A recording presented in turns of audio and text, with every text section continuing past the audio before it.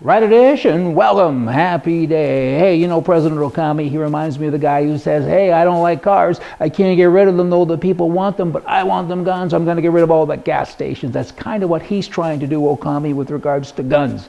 Firearms, don't you know. He can't get rid of the Second Amendment. So now he's chipping away at it any which way but loose. And the most recent chip, call it, is he's saying if you've ever been to a psychiatrist, you can't have a gun, because there's a chance you might be crazy. So let me think about this. I'm off a little bit. I haven't slept for a few days. I'm not feeling good, so I go see a professional, and boom, by virtue of that, I can't ever get a gun forever. I mean, if you're a little bit crazy or somebody says you are, well, you know what the good news to that is? That means nobody in Washington and or Ottawa, all the elected people I'm talking about, they can never have a gun. Hey, who would have thunk that? In Pakistan, 80% of married women are beaten by their husbands. It is written that this is a law thing, Sharia law, if I'm pronouncing that correctly. You know, how do you help? I mean, you send troops over there, and then you fight for a year or two, and you lose a bunch of soldiers, as do they, and then you come home, and nobody lives happily ever after. I know how to fix it. You go over, and you teach the women how to defend themselves. You give them guns. The NRA in World War II, they sent over 7,000 guns over to England because, of course, the liberals there taking all the guns away from everybody over here. The women in Pakistan don't have guns.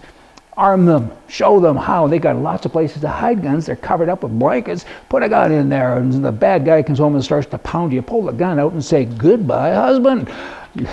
We lose more husbands that way, but I got to tell you, it would be very effective. Now, you know, the Canadian combat operations in Afghanistan has cut big deficits into their budgets, right? I mean, they don't have guns and boots and other things to sell anymore, so now they're saying, hey, we're going to sell guns to other countries. It's a $12 billion industry, the gun business, so now we're doing that. Foreign Affairs Minister John Baird says, hey, we're going to add Brazil, Chile, Peru, South Korea to the automatic firearms country control list, which means they're going to sell them guns. This is a country that they own. The citizens are not allowed to have a gun to defend their life. 4 or 5 bad guys kick your door down at night. You're not supposed to defend yourself. You got to call 911 and say, hurry up. By the way, when you get here, I'll be dead. And this is a country that's now doing this. Shame, shame. Trudeau.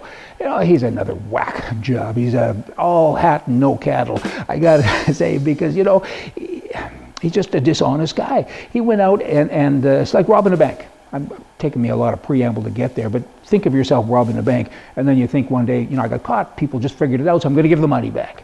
And that's it. Now we're square. Doesn't work that way. He's saying, hey, when I was on the paycheck, the payroll for the Canadian government, the people, I went out and I worked on the side and I made $500,000, and but I got caught, and he's now saying I'm going to pay a bunch of it back. It shouldn't work that way. He should be fired. He should be fired immediately. And now, still talking about him, this is a guy that's probably going to be the next Prime Minister of Canada, because there's not a whole bunch of choice in the press and him. They're having an affair. They should get a room. In any event, he's saying, hey, I'm a little bit wary of this proposal to legalize and regulate and to tax prostitution. Oh, but by the way, I did say a while ago that I smoke pot and it's illegal. And I think when I become Prime Minister, I'm going to make it legal. So you can be a dope, but you can't be a hooker. Get over yourself. Okay, let me end the day with this. Government in Canada. Trudeau will fit right into this. And it's kind of happening already. And there are advanced strategies here. When you discover you're riding a dead horse, the best strategy, of course, is to dismount. And with governments, like Canada has said, they have advanced strategies. And here it goes. You buy a stronger whip, you change riders, you appoint a committee to study the horse, you arrange to visit other countries to see how many other cultures ride dead horses, you lower the standards so the dead horse can be included, you reclassify the dead horse as living impaired. How we're doing now.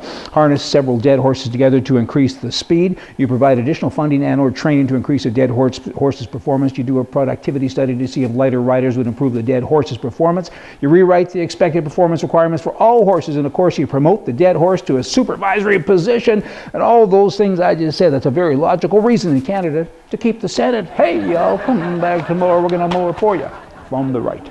See ya.